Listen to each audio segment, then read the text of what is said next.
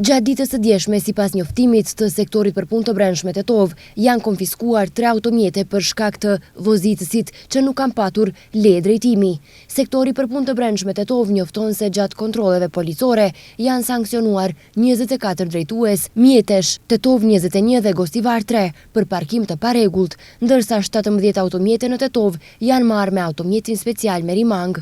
Janë sankcionuar edhe 52 lloje të tjera të kundërvajtjeve në komunikacion, në Tetov 35, kurse në Gostivar 17. Dje në ora 13:30 zyrtar policor nga sektori për punë të brendshme Tetov kanë privuar nga liria një 26 vjeçar nga Tetova, i cili dyshohet se më datë 5 shkurt ka kryer vjedhje të rënd në mënyrë të pacip. Dje në ora 10:10 në sektorin për punë të brendshme Tetov është raportuar se në një fabrikë në Tetov, gjatë kryerjes së detyrave të punës, një 46 vjeçar nga Tetova ka pësuar lëndime të rënda trupore.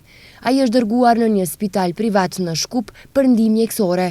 Nga ana e ekipit të sektorit për punë të brendshme Tetov dhe një inspektori nga Inspektorati Shtetëror i Punës është kryer ekspertiza e vendit të ngjarjes.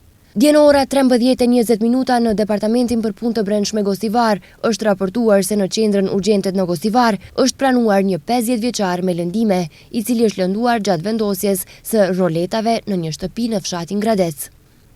Dje në ora 11 në rrugën Banjeshnica të Gostivarit, gjatë asistimit të qendrës mjekësore Gostivar për dërgimin e një 35 vjeçari në një institucion psikiatrik, është sulmuar fizikisht një zyrtar policor.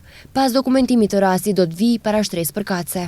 Dje në ora 20 në sektorin për punë Gostivar, një 36 vjeçare nga Gostivari ka denoncuar se vajza e saj 16 vjeçare në afërsi të një shkolle të mesme në Gostivar është sulmuar me një send metalik nga një person, i cili ka dëmtuar edhe telefonin.